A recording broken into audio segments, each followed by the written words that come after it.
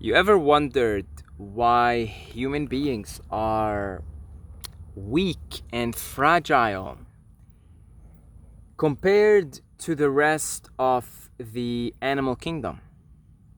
We are not fast. We are easily outrun by probably most land mammals, you know. We're not strong really, you know. We're not really strong. I mean, look, we don't have claws, big claws. We don't have, big teeth, like cat-like teeth, like a lion's teeth, that are designed to, grab and really like pierce into the flesh of another being. We don't have that. We're we're pretty gentle actually. I mean, look at us here. We got these hands. Of course you can train them. They could be like deadly. It can be deadly weapons if you're like a Mike Tyson or something. But even a Mike Tyson, a Mike Tyson against a tiger. I know he had tigers, but I mean for real, against like a wild tiger, I mean that punch ain't gonna do nothing. And there are many animals in nature, land mammals, because we're mammals, human beings are mammals. So compare us even to like apes, chimps. We're weak, we're fragile, we're slow. We're slow, and like no matter take the fastest of us, Usain Bolt. Pair him against not a cheat. A cheat is just too unfair. But like a lion or a zebra or a horse, or it doesn't matter. Even the fastest of us can't compete with many of the land mammals, who are just clearly. I mean, I could go on and on about so many mammals, land animals that are just like way stronger than us physically, way faster. And just physically speaking, from a physical point of view, they just seem to possess, let's say, superior physical attributes. So why is that so interesting? It's sort of a question I always pondered in my own time, in my own reflection time. And I was listening to the raw channeling today, the raw material, the law of one, which I highly recommend you listen to. It's on YouTube. There's 175 recordings. I'm on, I think, number 20 now, and I listen to it a little bit every day. So, I talked in a previous video about the 7 densities, which is the concept from Law of One, how consciousness evolves from the very base level all the way to the final level back to its source, before the game resets and consciousness takes everything it learns, goes again. So check that video out. It's like 53-minute long if you want to understand more of this. So in the evolution of consciousness, it goes from total separation to total unity, back to its source. It gains awareness, awareness of itself, remembers itself, sees itself in all things. So at the first density is the level of being, which is like rock, mountains, clouds, just being. Just being. It's the 4 elements actually. That's the first density: fire, water, air, and earth. Which the part of the earth we're talking about here is just the crust, the rock. Before the elements interact with one another, forming second density, allowing consciousness to experience itself in second density. So anything that grows, plant kingdom is in second density, animals are in second density. Okay, so animals, which is one of our concerns in this video, are in second density. Now they grow, they are starting to develop awareness. They grow, they start to develop individual awareness, but not fully. And in fact, most animals don't really have an individual sense per se. It's only the higher forms, like our pets, for example. Dogs start to have a sense of individuality, which is the self-awareness that takes them to third density. So after a second density being goes through their cycle and graduates and moves on to 3D, takes on in this planet on Earth, takes on the form of a human being. Now why is that? So according to Ra, that once a second density being, such as an animal, let's take a lion for example, okay, 2D, pretty much just looking to survive and procreate, growth and survival, okay? And tribal-like tendencies also, which continue on to 3D. So, a being graduates from 2D, often either with like positive orientation or negative orientation, and goes on the path. It's only really after 3D, third density, that a being splits into like a polarized negative or polarized positive path. So anyway, check the video I made, the 7 densities, if you're interested in this. So now a 2D graduated from 2D. Now it's on, moving on. Now think of like a pet that's very intelligent. I can think of Lucy, you know, the Lucy who features regularly on the videos. Very, very intelligent. I could tell she is now, you know, she's not too far off graduating 2D. She's gaining self-awareness. And once she grasps that self-awareness, she moves on to 3D. Now in 3D, you take on, in this planet particularly, you take on the role of a human, which again is a weaker, more fragile, slower, physically inferior prototype relative to the rest of the animal kingdom. Because according to Ra, and this makes total sense, because now in 3D, what's your next evolution? It's the heart chakra. It's 4D, fourth density, the heart chakra, which is love to all beings, acceptance of all beings, and compassion. So in order to do that, you need a vehicle that is designed for that, you see? So now, because you're beginning to gain awareness, and now what's the next step in the game is to go into the love, the heart. Therefore, you don't need all that stuff. You don't need these big claws. You don't need these big saber teeth. You know, you don't need them.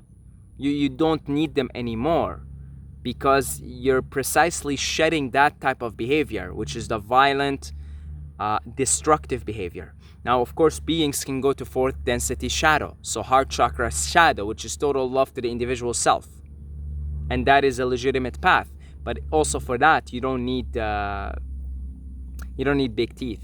Because if you're gonna graduate, or big claws, or you don't need to be really like super fast and stuff. Because if you're graduating to the fourth density, whether it's positive or negative, you're actually now transcending the physical, and now you're going to the creator of the physical, which is mental. So Ra says that the reason why humans are in these vehicles is because it's designed so that they use more of their mind. Which is true. I mean, human beings are the rulers of the planet. You know, the well-being of the planet depends on the well-being of human beings. Because human beings are the highest evolved life form on the planet from the perspective of the evolutionary game. You might look at physically and say, well, we're not that fast, we're not this, we're, you know. But look, what is making human beings at the top of the rulers of the planet? What is it? It's the mind. It's the ability of the humans to use the rational mind to create, you know, complex language and communicate with one another, and make tools and manipulate their surroundings to yield a particular outcome. So it is precisely the mind of a human being that makes the human being the apex of, or sort of, it makes the human being, I can't say it in any other words, the caretakers. Human beings are in their light positive orientation, they're the caretakers of the planet. So yes, they are the rulers, the caretakers. That's the role, because there isn't any other life form that is highly evolved from the perspective of the game of consciousness than a human being. Now, how could this physically slow, physically weak, fragile being be at the top of the food chain, be at the ruler of the planet, the one whose behavior dictates and whose well-being dictates the well-being, the harmony or disharmony of all other life forms? Because in many ways, the human beings are like the macrocosm of the other microcosms underneath, which would be the animal kingdom and the plant kingdom. If human beings continue to act in a disharmonious way, the planet burns. It's done, because it really depends on the human beings, the highest evolved beings, the highest evolved vehicle on the planet. So yeah, so then that's, I mean, it's kind of makes sense. You look at yourself, you say, I'm you know, like, I could think of myself in my most badass days when I was like doing martial arts and gymnastics and stuff, and still, relative to the rest of the animal kingdom, I felt embarrassed to get in a fight with a wolf or a bear or a lion or a tiger. And I think take our strongest fighters, and they would not fare well against a wild tiger or a wild lion or a chimp or an ape, for God's sake, which is, one of our closest relatives genetically on a DNA level. So, a 2D being, once they graduate from that level, they have to take on a vehicle which is more suited for their next stage in evolution. And that is, on this planet, at least, a human being. And it seems that on other planets, it's a humanoid looking thing. It seems that 3D vehicle stands on its feet, because I think the way that when you stand, you're oriented in a particular way that is more suitable for receiving higher consciousness. So it seems on all the other planets, which have transcended even 3D, so it went to 4D and 5D, the higher chakras, it seems that they're humanoid looking.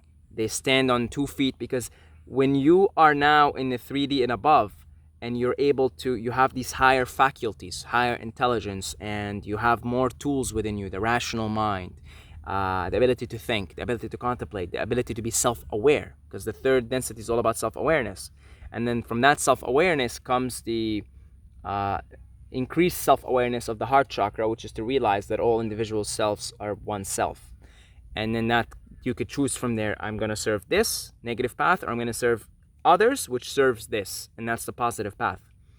So yeah, and again, the proof is in the pudding. Human beings dictate what happens on the planet, because they are the most intelligent, highest evolved beings here, you see. And that makes sense also, the whole, with eating, for example, right? It makes sense why humans are more aligned if they consume plants, because again, look, I mean, there's less violence involved. You still gotta cut a carrot, for example, right? That's why fruits are the least karmically, it leaves the least karma behind, because but of course the way humans were doing it now, like it's anyway, it's really messed up. Anyway, not to go too much into this particular topic, but it makes sense. I mean, look at our teeth, look at our hands, we are a gentle form, we're a gentler species, for sure. We are designed to be gentler. Human beings are designed to be gentler. And look at the capacity for empathy and compassion that a human being has, that no other animal has. But then look at the capacity for violence and ill will, which again no other animal has, because this is the part where you're really polarized, 3D. You really go into negative path or positive path. Only 10% go to negative path according to Ra, and 60% go to positive, and 30 would be mix. So you might end up with an 80-20, really. Most beings, it makes sense. Look at most human beings. They're pretty well-meaning people. Most human beings are well-meaning, because it makes sense. Most people are positive, end up choosing the positive side, positively oriented. They polarize into the positive. And it's clear, because even the design of a human being, everything about the human being, it's a gentler form of being, more feminine. Yeah, look at a lion, for example. That's like a masculine, that's like a I'm gonna come and chop your head off type design. 2D, it's good for 2D, it's good for that stage of consciousness at the moment, but then you have other forms of life, like birds, for example, and they're very gentle also, and very feminine, and very very loving. I mean, you just sing and you feel the love. So you could even see in 2D the orientation of the polarization begins. So perhaps the consciousness who chooses to be in a lion over and over in the form of a lion may end up actually over the long term going to 3D and beyond, may end up choosing the dark path. And a consciousness who chooses to be in a bird, and this is just my own theory, my own whack theory, perhaps a consciousness that continues to choose the form of a bird is going to be more likely to be positively oriented moving down the line when it takes on the form of a human and perhaps in different, because you don't have to keep your evolution in one planet. You see? So, for example, 3D, people who are in 3D right now, humans, which is most humans, only 2 to 5% will actually move to 4D. It's very small. This is according to Ra. However, because the planet is going to 4D, a lot of humans aren't going to come back and continue their evolution here, because there's going to be no more 3D for a little while, at least. So they're going to continue their 3D evolution in other planets that support 3D consciousness. So beings don't have to continue the evolution on one planet per se. But perhaps in 2D, I think in 2D, beings, and I think I heard Russ say something along those lines. In 2D, the polarization towards the positive path or the negative path begin. You see? And then it sort of continues from there. And again, people switch sides. You could be in 3D very positive and suddenly switch negative. You could be in very negative and very... That's why negative entities don't like laughter and joy, because they're actually afraid that it may just switch them over because it's so powerful. So they just run away from it. So, but yeah, this is gentler. This is definitely a gentler vehicle all around. It's a vehicle designed for compassion and empathy. Human beings have a great... Most human beings are definitely more on the positive side. Most human beings are quite empathic and compassionate. Sure, there's a lot of misuse. Like I see some farmers here, and they misuse their animals. You see it right in front of you. They misuse them. But then you talk to the farmer and you just look at him and they give you the biggest smile. And clearly these are compassionate, loving people. And perhaps the way they're treating the animals is simply, it comes out of ignorance. That perhaps if they saw themselves in the animal, that their behavior might indeed change and change radically. It's just ignorance, but I really do think that most human beings, 80% of humans living on the planet, are very gentle and empathic and compassionate. And just wherever I travel, I see that everywhere in people. It's like, I would say 8 out of 10 people I meet, they're loving, positively oriented. Like these farmers, a lot of them clearly, and you see them with their families, you see them playing with their kids. These are clearly positively oriented beings. But you see them, there's a certain misuse of the animals certain times, etc. And that's, again, a being, because that is a 3D being that is still trying to figure out that actually all is connected and I am in everything, and trying to move to the heart chakra. They may see it in their kids, in their family, in their friends, in their fellow humans, but they haven't yet realized it in animals, trees, plants, and everything else around them. And that's the work. That's where they are in the part of the evolution. But yeah, human beings are gentle. It's our design. We are oriented towards the use of our mental faculties, because that's what takes us to the next level. Our ability to rationalize, our ability to gain self-awareness, to think about our actions and change our actions and orient them towards service to others. Orient them towards service, towards love, towards compassionate action, towards empathy.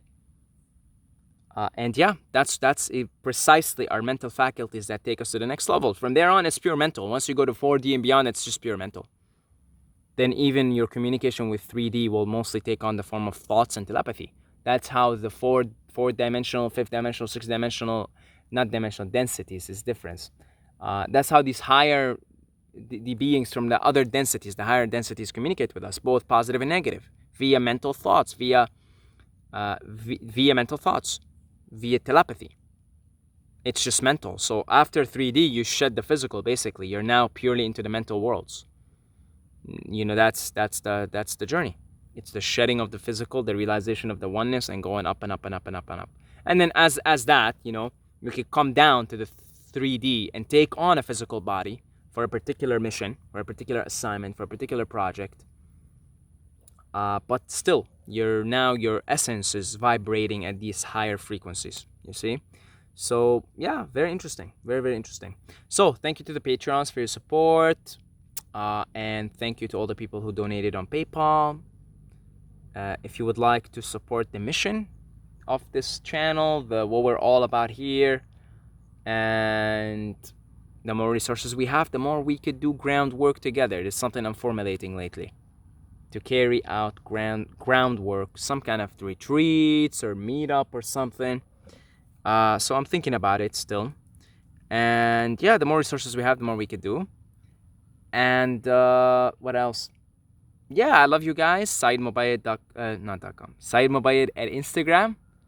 If you want to talk directly, I love communicating with you guys. And until next time, may the force be with you.